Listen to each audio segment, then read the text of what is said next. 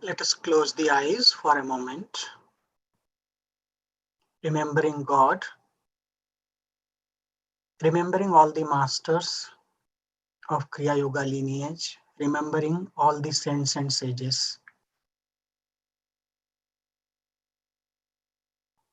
We will pray.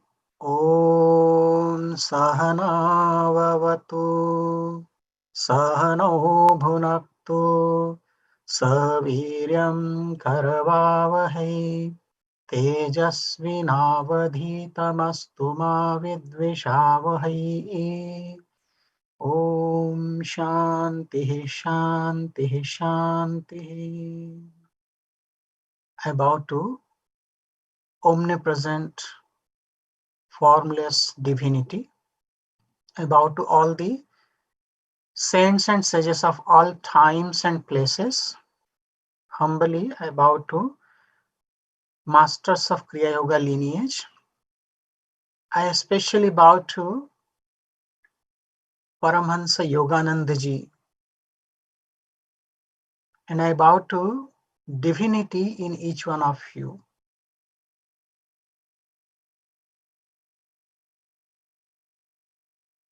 Good morning and welcome to our Sunday satsang.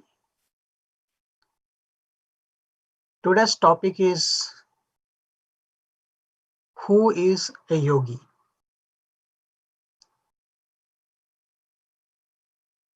We are thankful to Paramahansa Yogananda ji, who came 100 years ago to the West, and he brought this beautiful scientific technique of Kriya Yoga to the Western world. And now we are practicing the sacred technique of Kriya Yoga.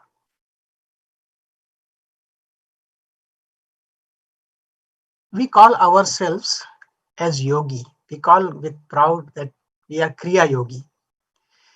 But who is a real yogi? When we think about it,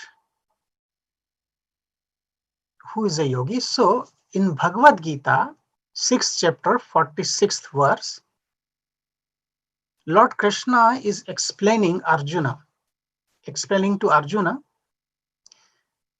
tapasvibhyodhiko yogi jnanibhyopi matodhikaha karmibhyascha yogi tasmat yogi bhavarjuna. Lord is telling that a yogi is superior to tapasvi. Tapasvi, who is doing tapa or penance, or who is ascetic. Yogi is also superior to jnani. Jnani means person of knowledge. And even yogi is superior to karmi. Karmi means one who is follower of karma yoga, or who is performing fire ceremony or other ritualistic performance. So therefore, O Arjuna, you must strive to become a yogi. It is a very important verse because before this chapter, Lord Krishna has explained about karma yoga, about jnana yoga, and so on. So all different paths and their conditions he has already explained to Arjuna, and now he is telling Arjuna that comparatively, who is superior? He says a yogi is superior. Now you might be thinking that why Lord is telling yogi is superior. Truly speaking, all paths lead to same goal. Some paths are slow, some are medium speed, and some are instant or very quick path.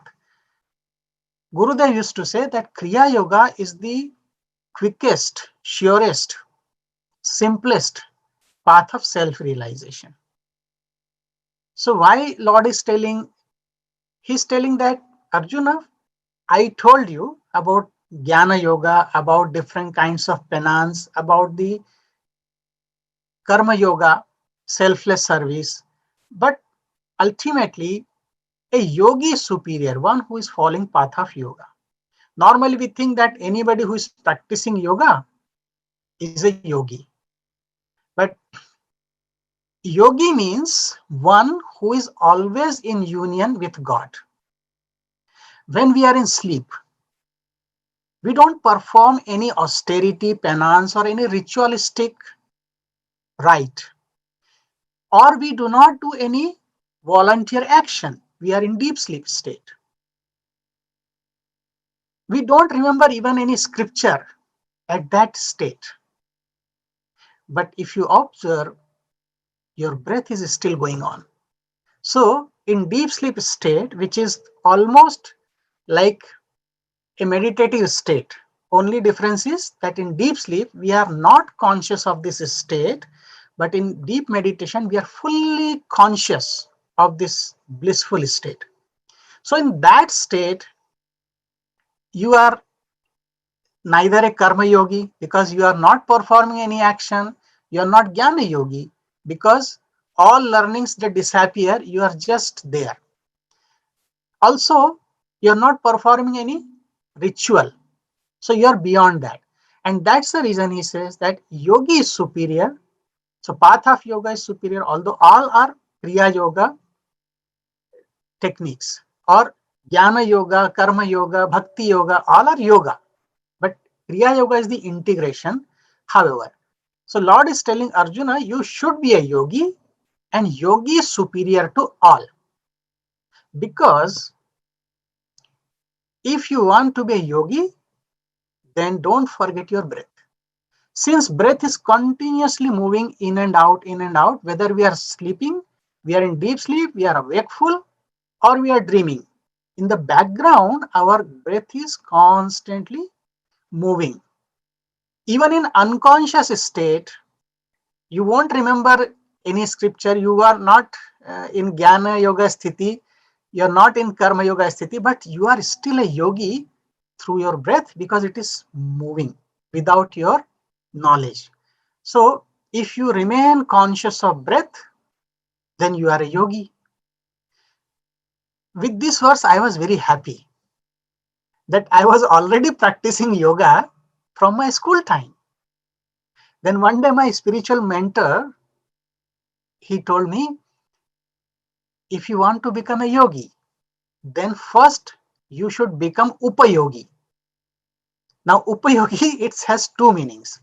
It's a play of words in Hindi language, yogi and upayogi. One meaning, yogi, we all know that who is practicing yoga in general. Upayogi, upa means sub, like you have engineer, then you have assistant engineer or sub engineer.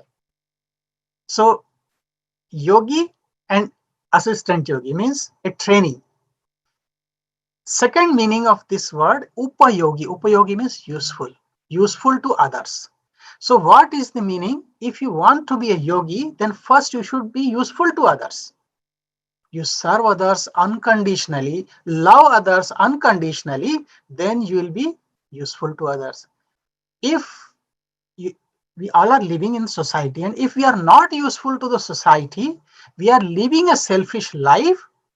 We are not upayogi, we are not useful to others. And if we are not upayogi, we cannot think of becoming a yogi, which is the next step. So it's a practical teaching that if you want to be a yogi, be useful, serve others. Later on, I learned another thing.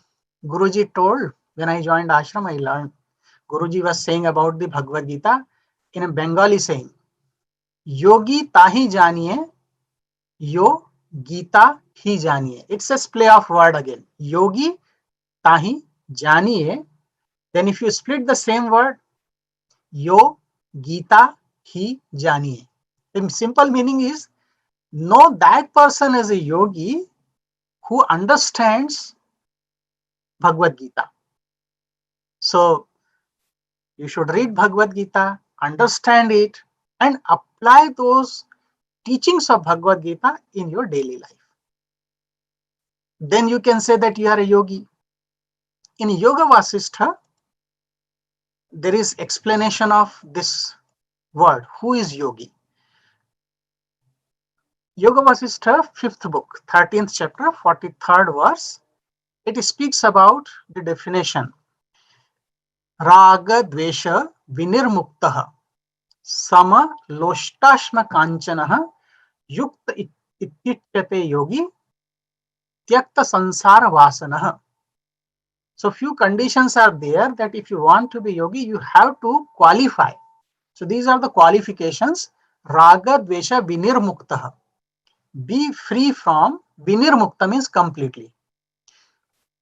Mukta means free, and here the suffix vi ni means completely free from likes and dislikes. Sama Loshta Ashma Kanchana. Maintain the attitude of equanimity in Loshta means clay, or Ashma stone, Kanchana gold. So in gold and all rubbish, if you keep the same attitude, Yukta Ityuchyate Yogi, he is joined with his joy in his yoga, Tyakta Sansara Vasana, and be detached from all worldly desires. Then you are a yogi.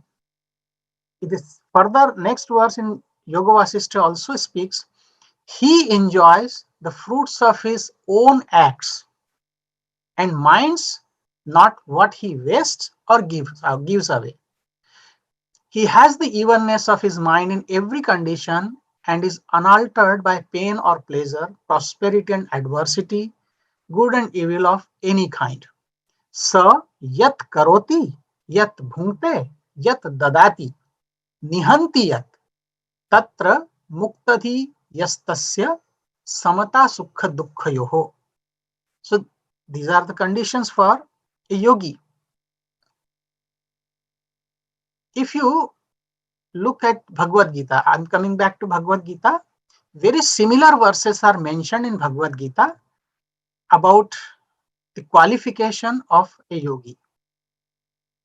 It is in 14th chapter, verse number 24 and 25. Sama sukha dukha swastha samaloštashma kanchanaha tulya priya priyo dhiraha tulya nindatma sanstutihi manapamanayo tulyaha tulyo mitraripakshyoh sarvarambha parityagi gunatita sa uchyate. So what are the qualifications Lord Krishna is telling? Those who are alike in happiness and distress, who are established in the self, swastha. Swastha means healthy, but swastha, stha means to stay, established, and swa means own self. One who is established in his own self. He who look upon those who look upon a clod, a stone, and a piece of gold as of equal value. Sama, Loshta, Ashma, Kanchana, three things. Who remains the same amidst the pleasant and unpleasant events, who are intelligent, dhira, who accepts both blame and praise with equanimity, who remain the same in honor and dishonor, who treat both friend and foe alike, and who have abandoned all enterprises. They are said to have risen above the three gunas or three qualities of nature. They are yogis. So lot of qualifications are there. Sama sukha dukha swastha sama loshta ashma kanchana. We'll discuss little bit more. Loshta ashma kanchana means a person who is yogi does not differentiate between gold or stone. For him, dust and gold both are same. So Ramakrishna Paramhans used to tell a story.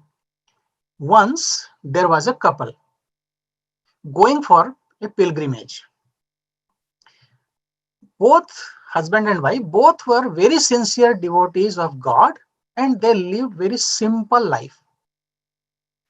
As they were walking, The husband, who was little ahead, spotted a piece of gold, you can say gold coin, which was lying in the dust. So he looked back at his wife, who was walking a little behind him. Then he thought, if my wife looks at this gold coin, maybe she will get a little attachment, or she may be tempted and want to keep it. It is natural human tendency that if you see something valuable, you want to grab it. So fearing it, that his wife might be tempted, husband quickly tried to cover up the gold coin with soil from a distance. His wife was watching this strange behavior. So when they reached a place to rest and eat, she asked, "My dear husband, what were you doing back there?" Husband said, "Nothing." "No, no, no." She insisted, "You were doing something. Please tell me what it was." So afraid of hurting her feelings by telling her the truth, he meekly said that really it was nothing. But wife told, "Tell me." You all have this experience that if you want to hide something, your wife surely will tell, "No, no, tell me right now. I want to know." And it is right. So tell me, she demanded. The husband said, You'll not be unhappy?" And she said, "Of course, I will not be unhappy." So the husband told that he was hiding gold coin to keep her from becoming tempted. As he looked at his wife, he saw that she was unable to keep her promise.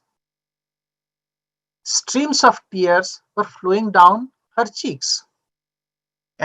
Because he thought that my wife is not happy and we lost gold coin, so she is crying. Now husband is asking, "Why do you cry?" Here is the reply from the intelligent mother. Wife said, "Oh my husband, we have lived together for so many years, but now I realize that you don't know me." Here I will tell you that even when people live together, 60 years, 50 years, I have seen they really don't know each other. Knowing each other means to know completely. It's very rare. So the wife is telling, "I realize that you don't know me, but even more disturbing than that, until now, you still see a difference between gold and dust." Again, contemplate on this sentence. Until now, you still see difference between gold and dust. Is gold also not dust? If you think deeply, both are same for a yogi. So why do you cover up dust with dust? See, in the view of husband, still there was gold and dust. But in the view of wife, both were dust. She was more intelligent, more learned, knowledgeable. The message of this story, think of the attitude of generosity and non-attachment of this woman. She is saying gold is also dust. It is only by cultivating this type of attitude that we can be free of insatiable craving for more and more wealth. Fear and hope bring desire to have more and to hoard, collect more. What is your goal in life? Good food, a nice bed, good clothes, thousands of Facebook friends. Birds do not sow seeds and don't store it for tomorrow. Who is providing food for them? So to live a dedicated and strict spiritual lifestyle, we need to analyze ourselves. Do we live a simple life? Whatever we have, let it be moderate, not too much. Then one can realize that things no longer have any use and the attitude of possession disappears. That's why Lord is teaching here, Sama Loshta Ashma Kanchana. You treat every object of this world same. So there is no distinction, there is no desire to possess. There is no desire to hoard more and more. And there will be no temptation. Objects of pain are away from you, but their memory gives you pain. So it is called, Lord is telling, Raga Dvesha Vinirmukta. So Raga and Dvesha, these two forces are overpowering our mind, I would say our life, because we always live in between these two. Either we like something or we completely dislike something. We like some object, we don't like some object. We like some people very much and we dislike some people very much. And so long as there is this uh, difference of like and dislike in our life, we cannot become free from our slavery of mind, and we cannot become a yogi. That's why Lord is telling, maintain equanimity, this attitude of evenness. So no, for a yogi it is must. Then there should be no likes or dislikes. Whatever is there, it is all will of God. Can we practice that? And remember, when we say this raga dvesha, objects of pain, because what happens that if we dislike some object, some person, naturally we feel pain, because if we are hurt, we are painful, it gives pain. So objects of pain are away from you, but still the memory of those objects give you pain. It happens sometimes you don't like a person and person is not physically present with you, but still the memory of that person brings pain in you. So there is dislike, dvesha. And if you are attached too much to somebody, even the person or object is not with you, but the memory of that objects also troubles you. You feel joy, you become pleasure. So be even in case of pleasure or pain. And for that, don't keep any like or any dislike. Whatever comes, comes. Have you ever realized that raga dvesha, this likes and dislike, is the real cause of all diseases? We call them, there are two types of diseases we call Adhi and Vyadhi. Adhi means mental disease and Vyadhi means physical disease. But both have somewhere root in our like or dislike. We don't know, but how this body and mind, they're connected and they affect each other. And this is the problem of like and dislike. So we call it Raga Vritti or Dvesha Vritti. So destroying the current of dislike will give you happiness. This is general rule. So Vyadhi is origin. Adhi, when I said Adhi is the mental disease, means it is originated by conflicts of mind, and Adhi, or you can say Vyadhi. Vyadhi is the physical disease like injury, infection, toxins in the body. They are non-stress related. However, this raga and dvesha, these two affect us a lot. So how to be free?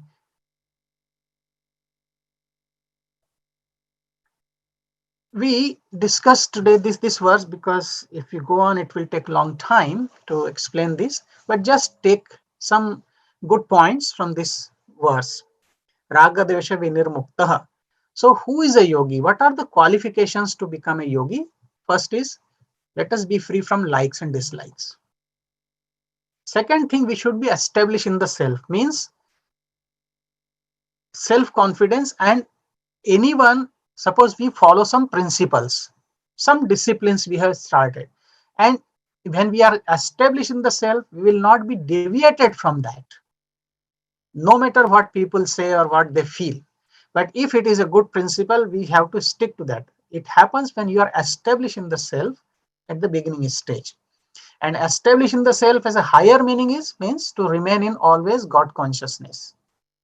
Third is that equanimity in all objects of the world, whether it is pleasure or pain, favorable or unfavorable, whether it is blame or praise, honor or dishonor, whether it is related to friends or enemies. In all these things means all pairs of opposites. If we can maintain equanimity, samatha, then we are a yogi.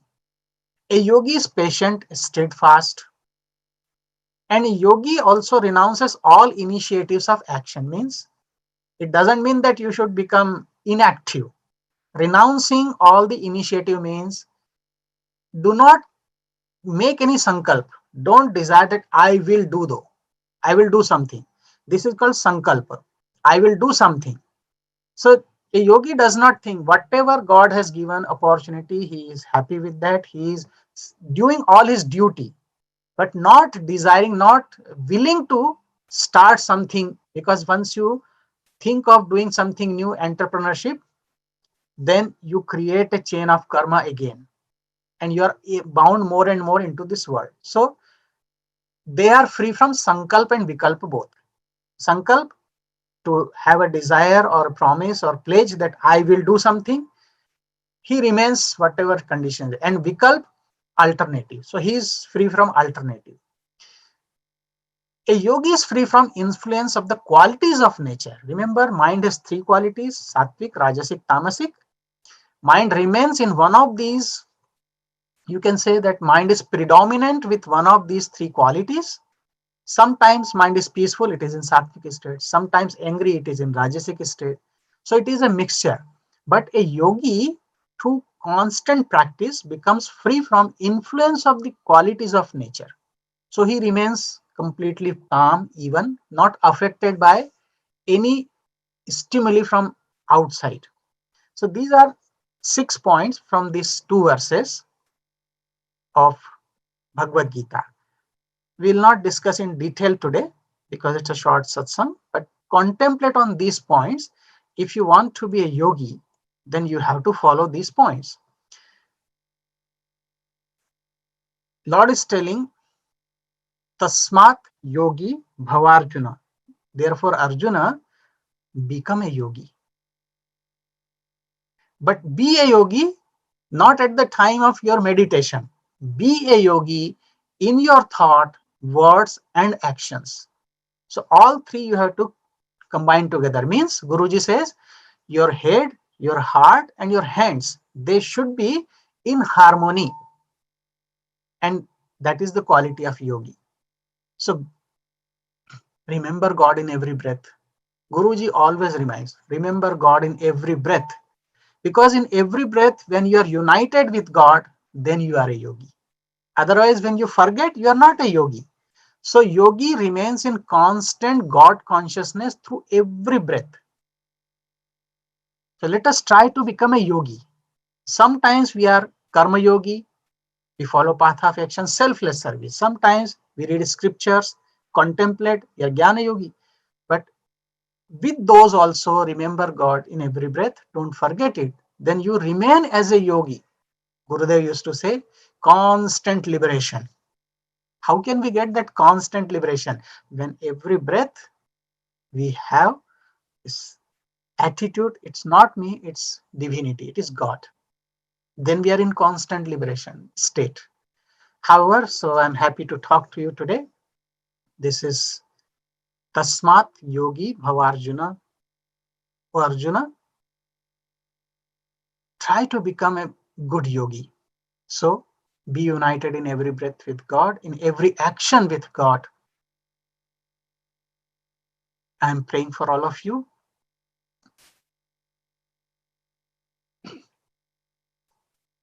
Now it's time for our meditation.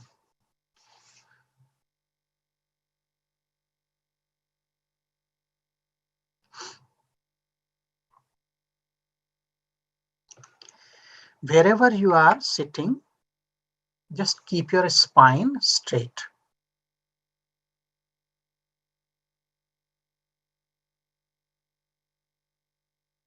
Close the eyes.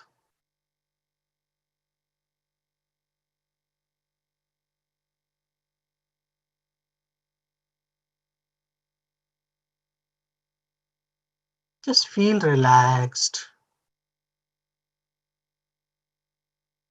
Keep your concentration in between the eyebrows. Eye of wisdom.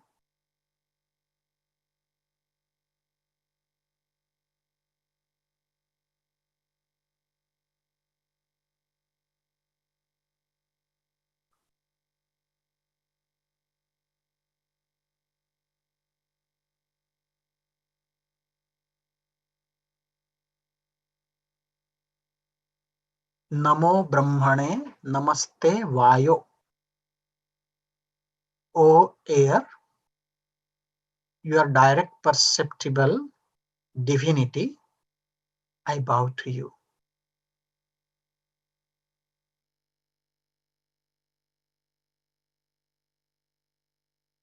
Gently become aware of the space around you.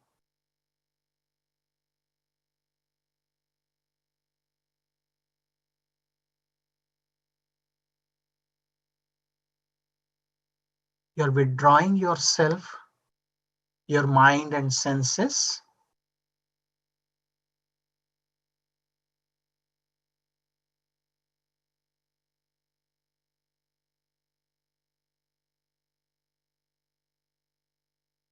Now become aware of your own body.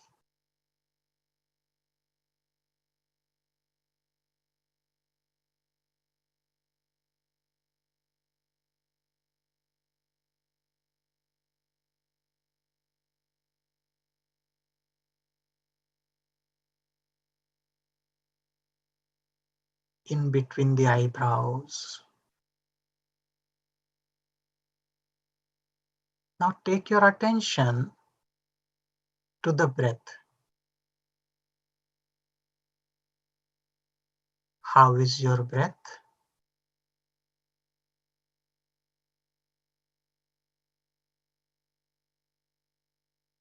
Become aware of your every single breath.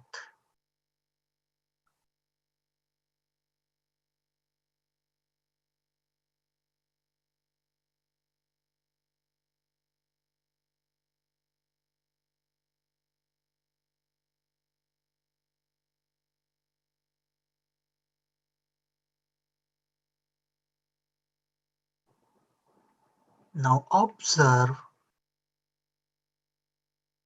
incoming flow and outgoing flow of your breath from the nostrils up to the lungs.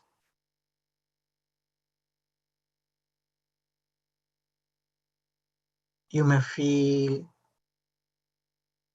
gentle friction in the esophagus.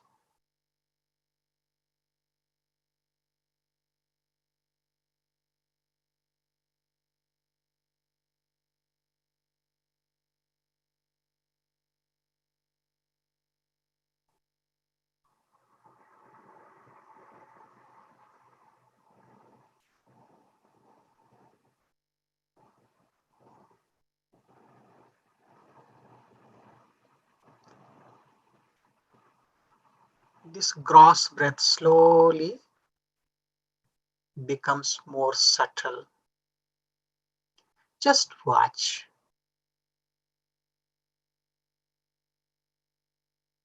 Movement of breath in and out.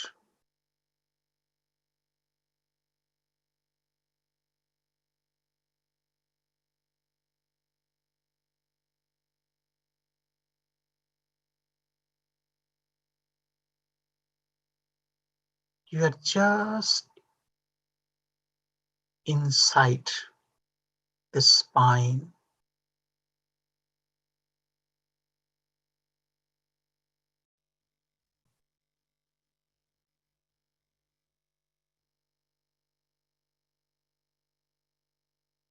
Breath awareness makes your breath more rhythmic.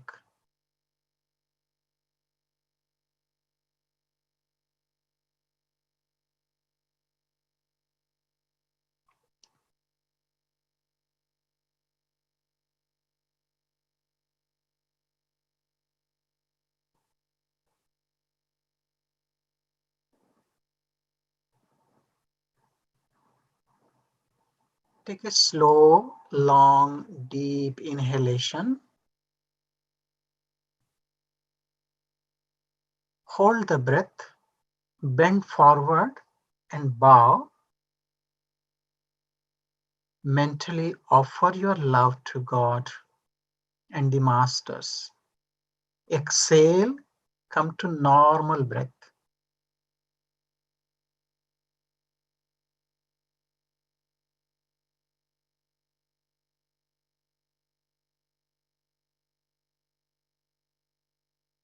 Bowing is the act of surrender.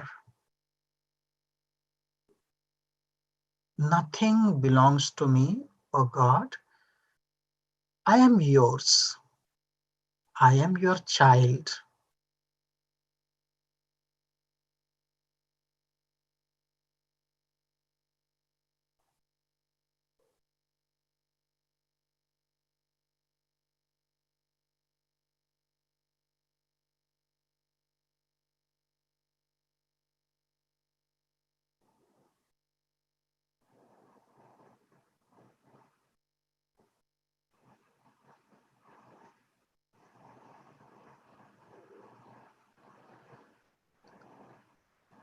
Please inhale, long, deep. Holding the breath, gently sit upright. Exhale, breathe normally.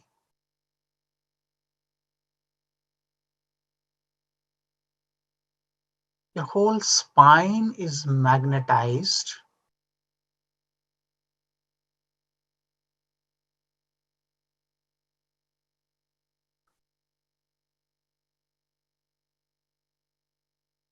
You're still in the soul center, in between the eyebrows. Let us practice some deep breathing technique. From top of the head to bottom of your spine, there is a passage. As your breath has become more subtle, so just move your consciousness with the breath in this royal path, Sushumna.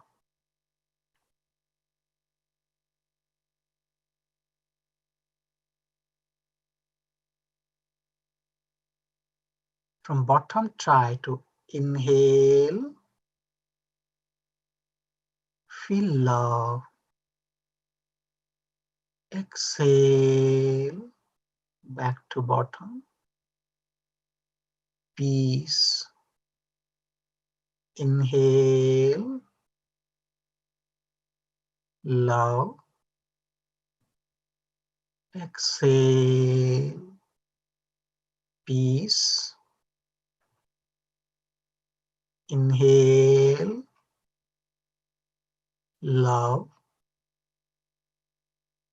Exhale, peace. Inhale, peace. Exhale, love.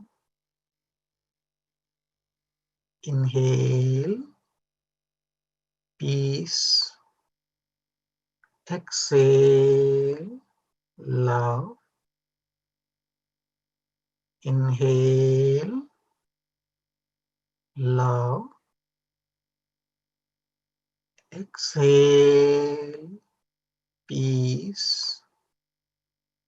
Inhale, love.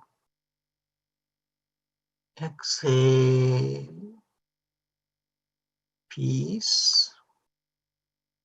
Inhale, love. Exhale, peace. Normal breath.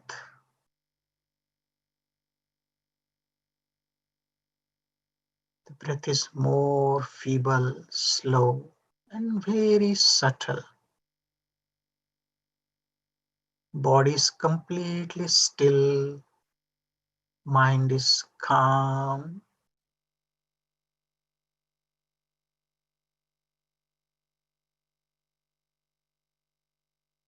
Do not think of breath now. Just remain in the third eye, in this silent, blissful state. Meditate.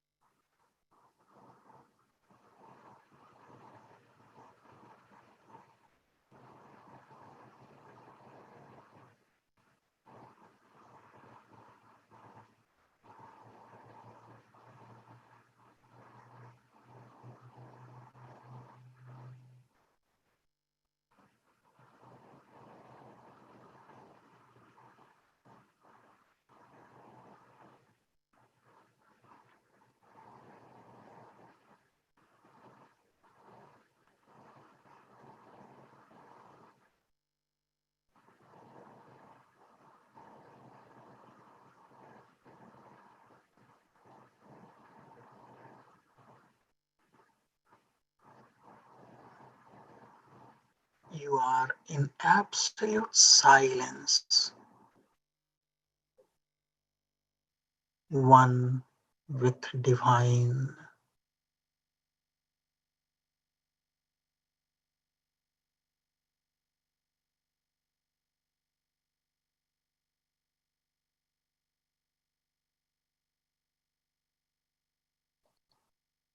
Tasmat yogi bhava Arjuna.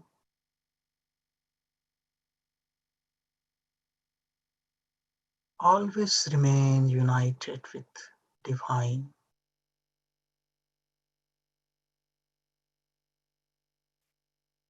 Let us be a true yogi.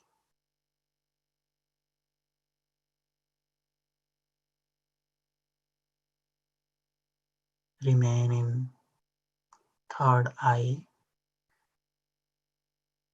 feeling this peace and blissful state within.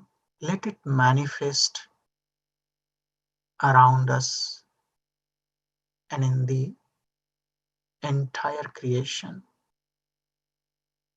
with deepest love. Let us pray to God.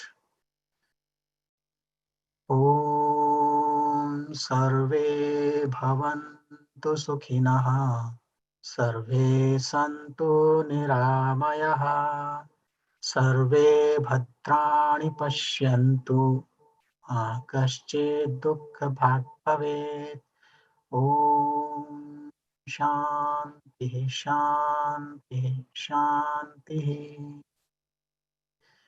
Let all become happy and healthy, loving, noble, and compassionate. Let there be no sorrow or suffering. Let there be more love, peace, and harmony among us and everywhere. May the blessings of God and the Masters, blessings of Paramhansa Yoganandaji be upon us all. Om Amen. Gently open the eyes.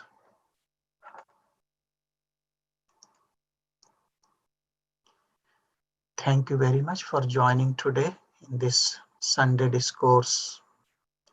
Let us be a yogi in our thought, words, actions, and every breath. Thank you all. Hope to see you again next time.